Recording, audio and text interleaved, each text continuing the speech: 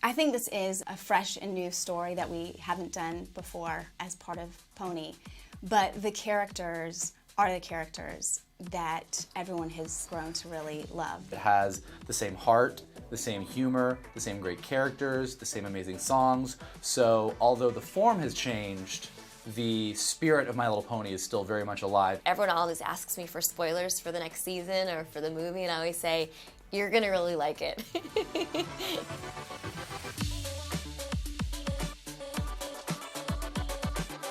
It was a lot of fun for us. You know, Megan's been on Pony for a while, and it was really fun to kind of throw her this challenge. You know, we kind of all decided we wanted to do this thing. We wanted to say, let's take My Little Pony where we've never gone before. Let's make them human. When I first heard this, you know, I really was thinking, what would be the best story for this, and who would we take into this world, and how would it work? It's kind of a scary thing. I mean, like, it's have we jumped the shark? Are we going too far? And kind of Megan came in and just said, here's how I think we should do it. Here's what the story is. Here's how it works for the characters. And you just had this sense of confidence. Like, she really just gets that world and those characters so much. I believe she could take them anywhere. She could do Ponies in space and it would still feel like Pony. All right, girls. Dance is tomorrow night, and we still don't know how we're gonna get Twilight the vote she needs to be named princess. Right now, folks only know the Twilight from the video Sunset Shimmer posted online. We need to help them see her differently. Yes. I've got it!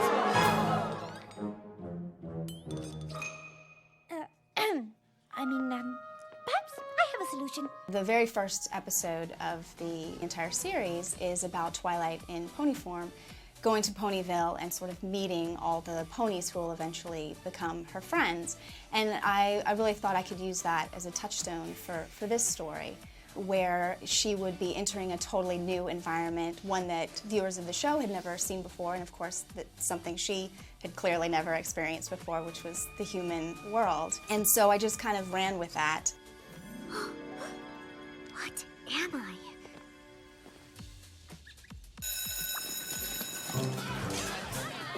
It was particularly fun for me because it was actually so well done and so well written, and when she first starts learning where she is and what she is and how it all works, it's very charming and sweet. Just need to fill this out and you are officially up for the coveted Princess of the Fall formal crown.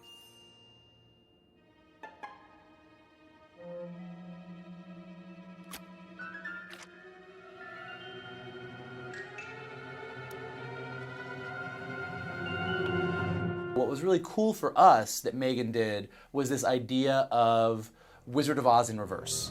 Should have known Princess Celestia would send her prized pupil here after my crown. And her little dog, too. There is a bit of a Wizard of Oz element to this, I think. I mean, she is trying to accomplish a goal so she can get home. I mean, that is her ultimate goal. That must serve as the gateway back to Equestria. We need to find my crown as soon as possible and get back there. I suggest we start searching the castle first. So I think, you know, seeing a high school location and human characters and cars and malls and coffee shops, for her, this is the craziest thing she's ever seen. But for our audience, it's actually a really relatable place.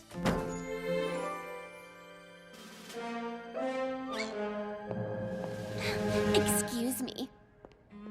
The great and powerful Trixie! Need some peanut butter crackers.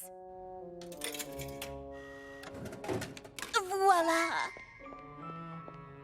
And we also introduce a new character, a new villain, Sunset Shimmer. She's a pretty nasty character. What did you do with my crown? Sorry it had to be this way. Princess. I really liked the idea that if there's really a true villain in the world, it's probably the high school mean girl. And having Twilight have to face that type of villain in a high school setting was really exciting to me. This looks terrible. There should be more streamers near the stage and fewer balloons. Yeah! Streamers! And fewer balloons! Fizzy apple cider? Ugh, this is my coronation, not a hoedown. Well, now. it ain't necessarily gonna be your coronation this time around. Oh, is that so? You country folk really aren't that bright. Must be why the other students say such awful things about you. Part of the fun of this DVD is when you do get to meet all the human versions, you're like, oh, it's Pinkie Pie. Oh, it's Rainbow Dash. Oh, it's Twilight. You get their energy and who they are right away.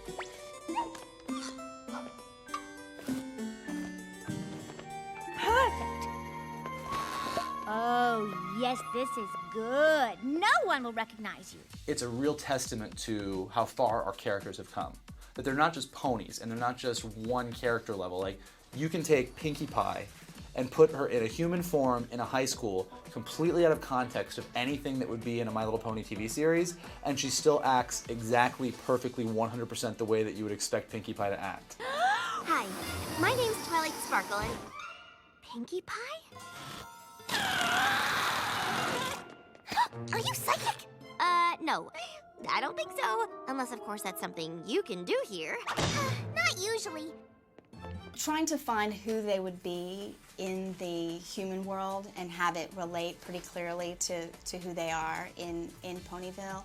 Rainbow Dash, for instance, is on the soccer team. And I did have that Fluttershy helps out with the local animal shelter. Rarity works in a boutique in the mall. So it was actually pretty easy to find these sort of places to put the girls that would make sense and translate. Somebody order a dozen cases of fizzy apple cider.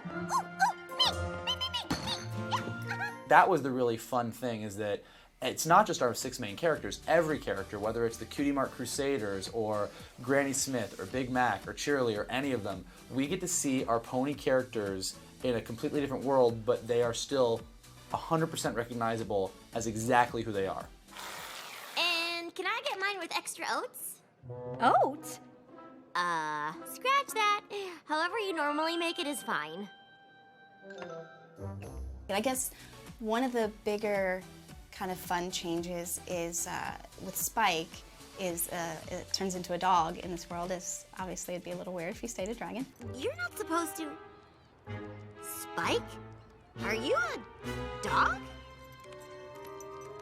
I think so. He has a slightly different relationship with Rarity. In Ponyville, he has a big crush on Rarity, and she doesn't show much interest in him. But in this world, Rarity thinks he's a cute little puppy. And we'll need a disguise for your dog, which is too bad. He really is so adorable. You know, with a little work, I think I could make him look like a rabbit instead. I think it was really fun to bring them into human form, and part of the fun is the gags of a pony all of a sudden walking on just 2 legs and not knowing, what are these, hands? I don't know what to do with them. So that was a source for a lot of fun.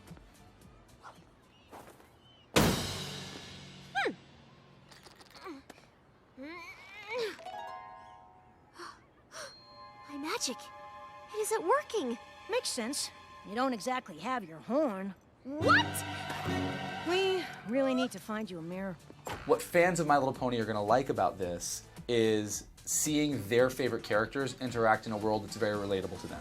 So things that we would never do in the show, you know, you would never take Twilight and her friends and send them to a coffee shop, or send them to the mall, or send them to gym class. We get to see how Rainbow Dash, Rarity, Applejack, Pinkie Pie, Twilight, and Fluttershy actually would be in a high school. I certainly think that if you were in middle school or high school, some of the experiences that she has there really would directly feel like something that you have gone through or seen your friends go through. And the fact that it's with this kind of beloved character, I think makes it really special. Oh, we've got to stop bumping into each other like this. We know that when little girls play with our ponies, they often kind of impart their own feelings and their own perspective on our ponies. So we're now kind of connecting that in animation, and it's really fun to see. Wait a minute. Let me get this straight. You're a pony? You're a princess? You're from another world? That is awesome! Oh, wow! What else? See? Told ya. The demographic for the fan base of My Little Pony has become so broad, and there's so many people that like it, that I really think you could take these characters and put them anywhere and still make it feel like Pony. I think we could do some other types of alternate worlds where they could take on some different forms potentially, but the human one is just makes the most sense to me. Well, now that they've gone to high school, I'm pretty sure it's time for a CG full-length animated feature with some real people in it. I suggest Tara Strong. The world of My Little Pony is so broad that there are a number of places that we can always take it, and we're always pushing the envelope to keep the pony entertainment and the pony brand fresh and exciting. I don't know that we would go down the road of the My Little Pony fish show, but the thing that's great about My Little Pony is if we did, I could tell you exactly how the Pinkie Pie fish would act. I'm so nervous-sighted! You do realize that's not a real word, right? I would say the ultimate message, and really the theme of it, is that people can look so different, have different interests, but if you give people a chance, you're going to find that you have a lot more in common. I would say the message in the film pretty much coincides with the series, where friendship is magic and working together, and this whole mystical world that if you believe in yourself and you believe you can accomplish things, that anything can get done. It's about being friends and making friends, and also accepting each other for our differences and coming together and unifying as a group. It's a message that I feel like has been out there, but it's one that is worth repeating as much as possible because the world is getting smaller. We're able to connect with so many different types of people through all the kind of social media and things like that and the internet, that really seeing that someone next door to you has something in common with you, someone across the world shares something that you share. The magic of friendship doesn't just exist in Equestria. It's everywhere. You can seek it out, or you can forever be alone. The choice is yours. But all I've ever done since being here is drive everyone apart. I don't know the first thing about friendship. I bet they can teach you.